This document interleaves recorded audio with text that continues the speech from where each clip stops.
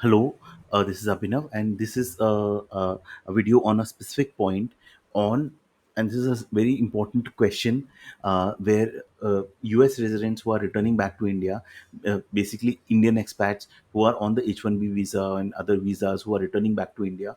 This is a question on their minds. They have income, they have assets accumulated in the U.S., which may be 401k, IRA, it may be HSA, 5 to 9 plans, stocks, taxable accounts, what to do with those assets, and whether can we keep those assets back in the US uh, on return to after return to India.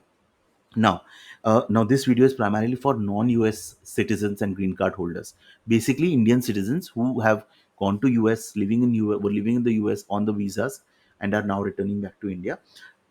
For US citizens and green card holders, they maybe not out of choice but maybe compulsion. If they are returning back to India, it may be a compulsion for them to keep their funds, maximum funds, back in the US, because US generally disincentivizes uh, investments by US citizens or green card holders outside of the US through regulations like PFIC and all. So that's a separate thing. I have made a separate video on what to do if you are a US citizen or a green card holder living in India. What are the compliances that you have to ensure? So that you can check that video. So in those cases, in case of USC or USGC, it may make more sense to have a US centric portfolio, even though the end goals are into is to be spent in India. The financial goals, the money is to be spent in India. You'll have to live with that currency risk if you want to kind of uh, save yourself from the compliance cost. Otherwise, if you want to invest, then you have to take care that you invest directly in shares and bonds and not in any PFIC type investments in India, right? So that's a choice that you'll have to make. Another choice is to relinquish the US green card or a citizenship, which again has its own set of consequences. So we'll not go into that. Our primary focus is on non-US persons, right? So now the big risk of keeping funds in the US. See, you want to keep funds in US, you think that US is a very strong currency over the next 20-30 years, and I have to keep my money in the US. Please, first of all, think about the estate tax risk. Anything above US dollars 60,000 for any non-US domiciliary uh, is taxable at 18 to 40%. So 18 to 40% means a big chunk of your entire wealth, and it's on the value, not the gain. It's on the value of the asset will be taxed. The only exception is like the money that you hold in a like a bank account in US. So those are there are some exceptions, or any life insurance or insurance purchased through an ILIT route. Those some exceptions are there, right? But other than that, everything else is counted towards the estate tax. So that is something that that you may want to keep that in mind, right? I've made separate video on estate tax for returning NRI, where I've discussed this subject in depth. So you need to plan for this risk if you want to keep. And the one of the most more common ways to plan is by buying a term insurance, right? To for the estate tax risk element, right? Second is any income. See, the US taxes its residents in a different way. There's a graduated rates, right? And there's a standard deduction. But as to a non-resident, US has a different tax system. There is no standard deduction, and the taxation is as per the ECI and FDAP. ECI, effectively connected income, taxed as per the normal rates. But FDAP is any fixed determinate annual periodic income, which is like dividend, interest, any royalties, anything that you get in US is taxed at. Even a rent income from a US property, rental property, taxed at flat 30% on the gross amount. Only and only for the rental property in US you can make a election under 871D, and wherein that income gets taxed as a resident and you can claim the deductions. Otherwise, the income is taxed at flat 30 or a reduced treaty rate, right? A reduced treaty rate means, and India US DTA is not very strong. So only in case of like dividend, instead of 30%, it will be 25%, right? In the case of interest, instead of 30%, it will be 15%.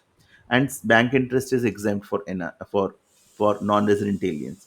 So all those things are there, but general rule of law is 30%. So even a 401k or an IRA, tax at flat 30%, right? Whatever the amount that gets accumulated. That's a big risk of becoming a non-resident.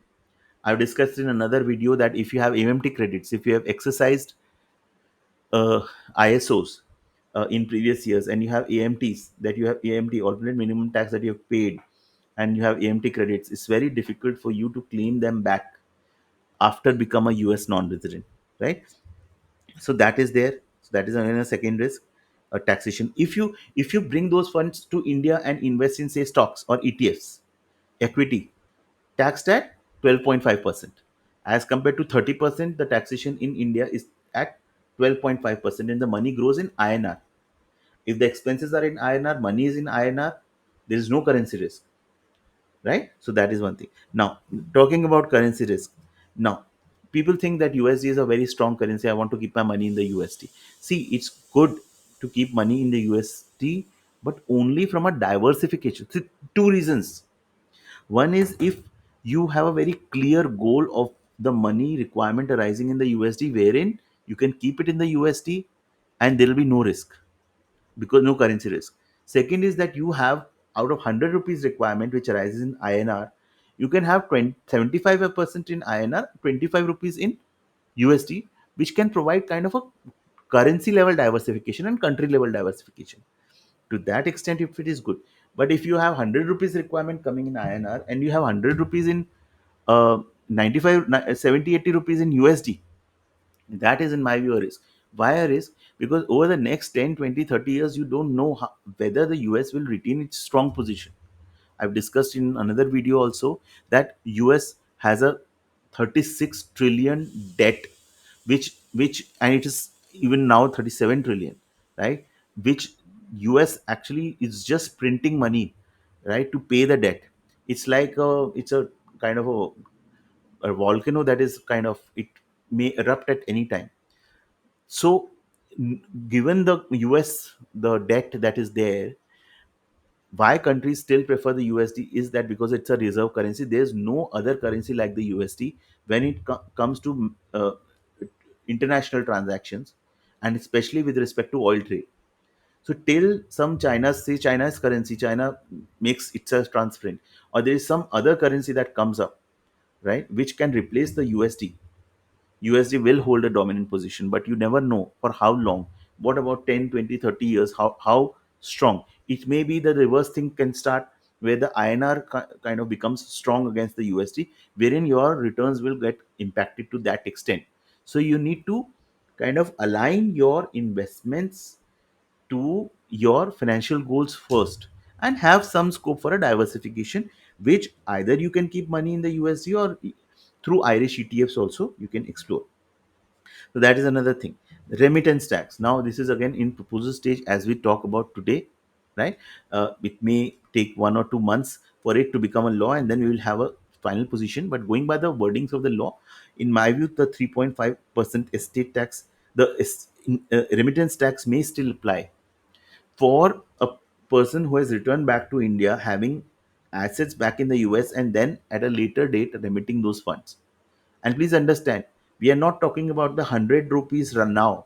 We are talking about that 100 rupees becoming 300 rupees after 10, 15, 20 years.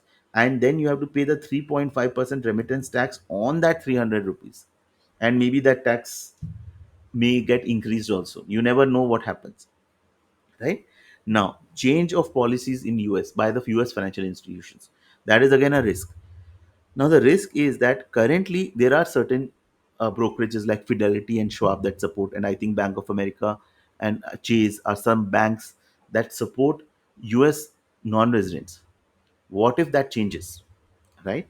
So, given the current political climate, right, they may one day send you a message, email, that we have today, from today onwards, or from that particular day onwards, we will stop supporting you. So, if you keep the money back in the US, you need to kind of, you should at least have two bank accounts and two brokerage accounts, so that if one brokerage account or one bank account changes their policies, you can move the funds to another bank account instead of the account getting freezed and everything. Then very complex, even before coming to the India side, then there is a very complicated probate process in the US, especially for real property. So if you have any house property in the US, it goes through a probate process as per the state law, right? Now that probate process you can avoid through, I think, a will or a trust, right? I'm not very clear on those aspects because every state's laws are different, and now I'm not into the succession law, right? So that probate process is there, which takes its own time. Probate cost is there, the cost of the attorney is there. Then the estate tax process takes 2 years. So, and please think about the hassle that your family members will have to deal with these professionals and to get the money back in India. So you need to also count that.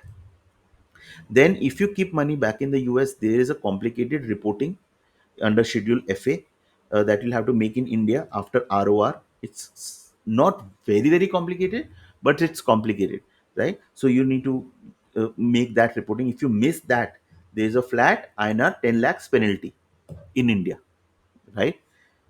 Then, if you are an Indian resident having foreign assets, there's always a tax litigation risk because, see, India is a common law country.